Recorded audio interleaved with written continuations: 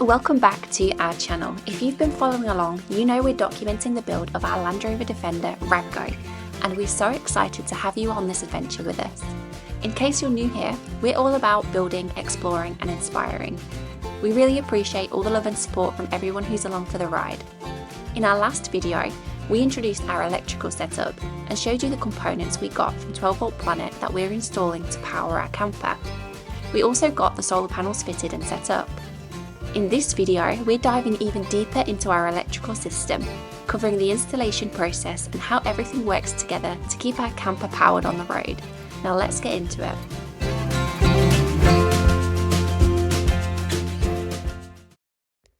Okay, so we touched on this in our last video, but the first thing to note is that we will be installing all of our key electrical components on the bulkhead. This area offers a fantastic use of space and allows for access to everything we need.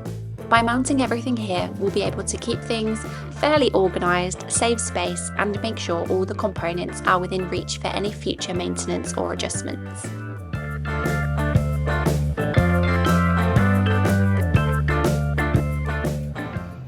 I'm just fitting these consumer units, and these actually are a little bit too big for where we want to put them. So I'll show you what we're going to do, or what we was going to do. So these are going to fit like here to the bulkhead, but they're slightly, and I mean slightly too big, like too tall to fit in. So what we're going to do is got these little wooden spacers that we've just cut to the width of the unit. And then I'm just going to put these, one at the top, one at the bottom, that they'll then sit on, and then that like makes it kind of flush to this, so it should sit on. So that's what we're going to do, and it also gives a little void in the middle if we want to run any cabling or wires from this side to this side of the kind of the bulkhead. So let's get to it.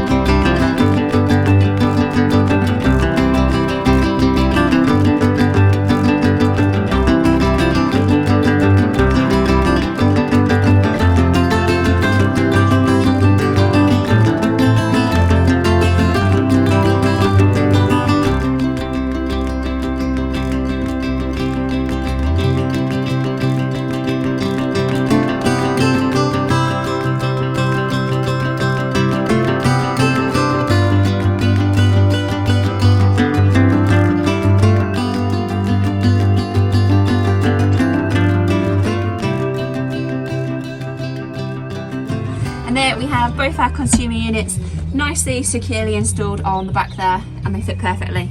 So that's another electrically installed job done. So I think we briefly mentioned in our electrical setup at the start of when we was going through everything electrical that we are using a Victron Energy inverter, which is down here. And basically I just wanted to talk through why we've got two of these consumer units. So one of them looks after incoming electricity, which then goes to the 12 volt stuff. So if there's any issues incoming from, if we plug in on a campsite or anything, this will trip it, so this will pick it up so it doesn't mess up our expensive inverter. So the second one looks after the inverter and itself, and then the electrics going on in the back. So the electricity will run from the inverter, go through the second consumer unit, and then power the plugs in the back. So that's why we've got two. So it's a pretty solid setup to look after our inverter. Next we installed our Victron DC to DC battery charger, which draws power from our truck's battery to charge our lithium leisure battery.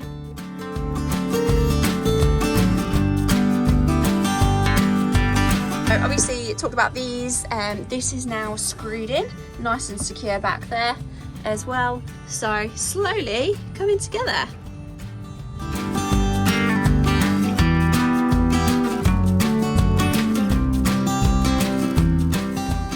After lots of planning and a bit of a jumble with components, we finally got the key parts fitted to the bulkhead.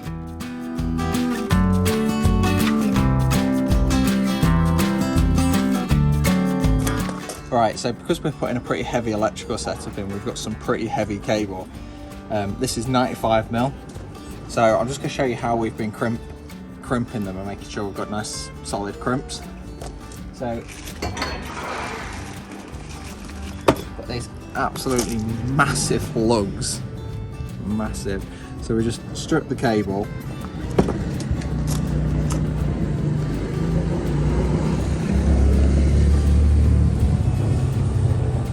Taking care not to damage any of the internal strands.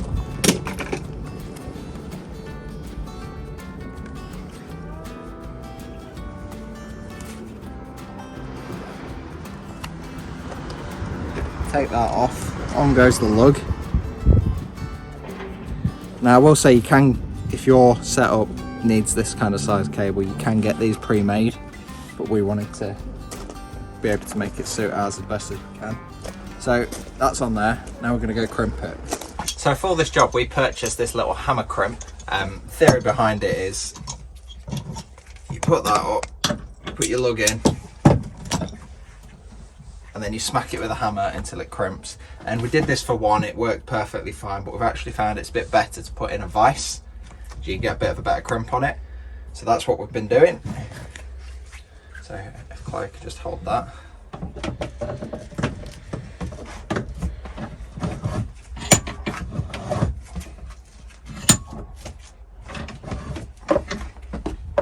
There we go. Then we've been using a big bar to be able to put enough pressure on it. You're doing that the other way. Huh? Yeah, it's the other way. Shouldn't make a difference. But this crimping tool was only, I think, about £10 off Amazon.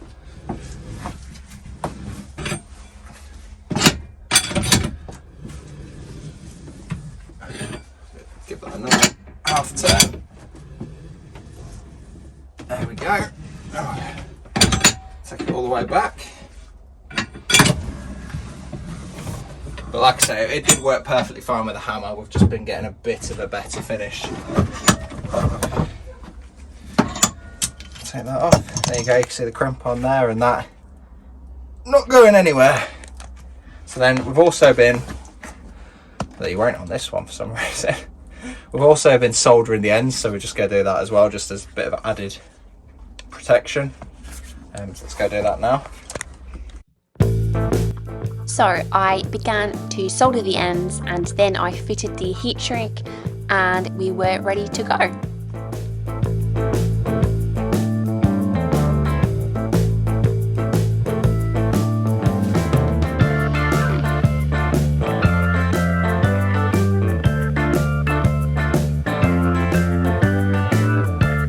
Okay, so I'm just at the front tidying up some of the new cables that we've put in, and I thought I'd just talk you through what we're doing just to make it as tidy as possible. So to secure and keep the wires tidy, what we're using is these cable tie mounts, some little cable ties. I've got some mini little screws, and then I'm just using a knife as well, and obviously the mini impact. So I'll show you some of the ones that I've done. You can see all I've done is stuck the little cable tie mount to the back. I've then screwed it in just so it's secure, and then cable tied the wire to the back, so then it's secure. And I've done this for, well, I'm making progress and I'm doing this for all of them so that our cabling stays as tidy as possible. So we've been working tirelessly for the last couple of days, and no, it's not been that bad. It's been pretty bad. We've got 75% of the electrical in, so we've just had to order a couple of last bits, but yeah, this is basically it. So we've got the buzz bars are in now. These are a little bit bigger than I would have liked, but the problem is we're going for such a big setup, we needed the high rated buzz bars, and that is just what they are. Now I don't think it's the most tidy in the world, that's making it look untidy, but everything here is kind of safe, it all works, it's all fused correctly. Yeah, that makes it look messy as well. Let's just pull all that out of the way. These are cables that haven't been sorted yet. Yeah, so once we've got all the cable management on, it'll look a lot tidier and a lot more organised. So we've had the final deliveries from 12 Volt Planet, which is all our fuses. So we're going to get all these installed and then we should be good to turn the power on. Size of that, 400 amp. Right, so I've just hooked up the battery, so we are now 90% installed, which is very, very exciting. So just to go through like power paths, we've got the big cable off here, fused here into the isolation switch, which we turn that on. That's now activated what will be the inverter feed, which we're going to tap on here, and everything else. So that activates the secondary bus bar up here, which is a smaller one. So the solar panels feed into that bus bar, which then feeds into the leisure battery. And same with the Orion, that feeds into the bus bar, into that bus bar, into the leisure battery. So, with a flick of this switch, the solar should turn on. So just to offer some justification of what's going on, I've got my phone just updating the MPPT. All these cables here are loose, they're all signal wires for the front, and they're all labelled up ready to be wired up now. And then we've just got this earthing cable to install down to the chassis for the electrical setup. That's now finished updating, so it will look tidier when it's done. Okay, I think we're going now, so if I white lights on. Now I check that. There we go.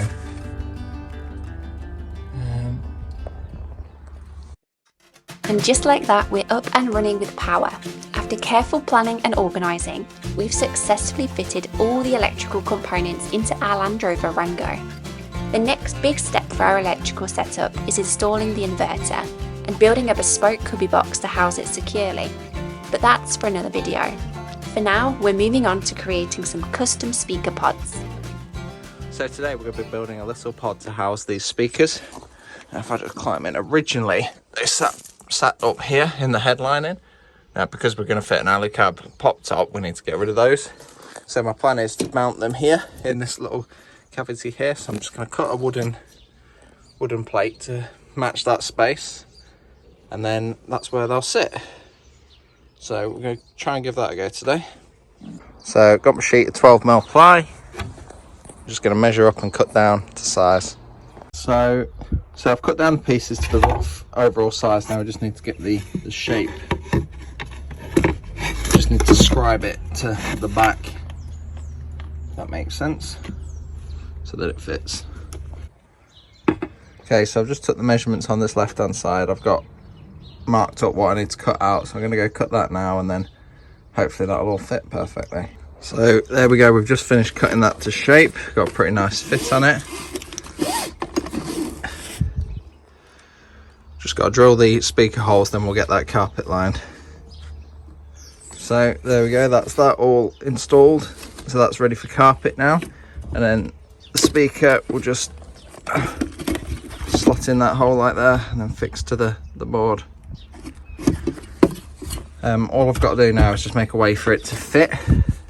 And I think I've got a hole here, so if I put a rib nut in there and then a bolt on there, that'll just hold it nice and securely. So I've just installed the rib nut. Now I'm just going to get it marked on the wood and then we can get it drilled. So there we have it. I've installed the rib nut, put the bolt in, and now this is very secure, very happy with that. Good news is we can now use that side as a template for the other side. Well happy with how that's come out. Taken the speaker pods that Brandon has made, and I'm going to get carpeted the side that you're going to see. So I've cut my carpet. I'm just using some leftover bits of carpet, and I'm going to get these stuck down now.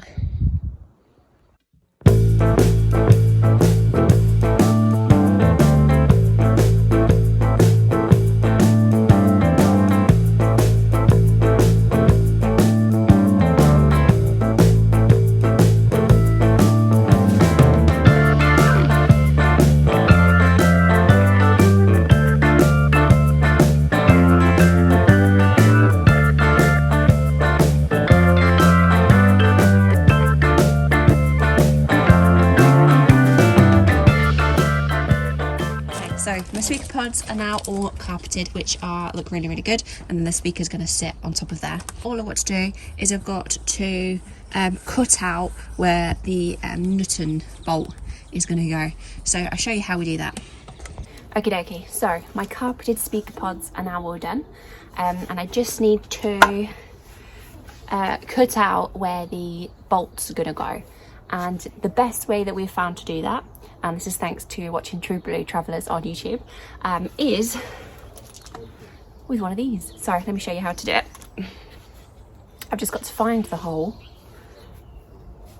get your soldering thing, and then all I'm going to do is poke the stick through it, and then there you go, that's where my bolt's gonna go.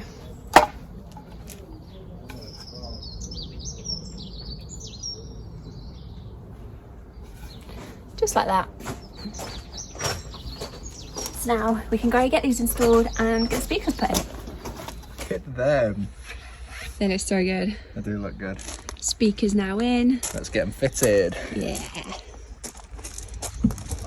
The speaker pods are in, which look absolutely awesome. If I just move the seat belt out of the way a bit, probably show you on that one. It's coming together and they look great. But there's just this bit here, and I'm not sure how this is going to be finished off. I don't know how we're going to finish this off yet. So just in advance and precautionary, I guess, I'm going to get some carpet over this bit so that if it is exposed, it doesn't look like this. It looks like this and it all flows nice. So I'm going to get that carpeted now. And this is the final result of how the speaker pods turned out, and we are pretty happy with the result. Join us in our next video as we swap out the rear windows. Thanks for watching, don't forget to subscribe, and if you're tackling your own camper electrics or planning some upgrades and modifications to your vehicle, check out 12 Volt Planet, which we've linked in the description below.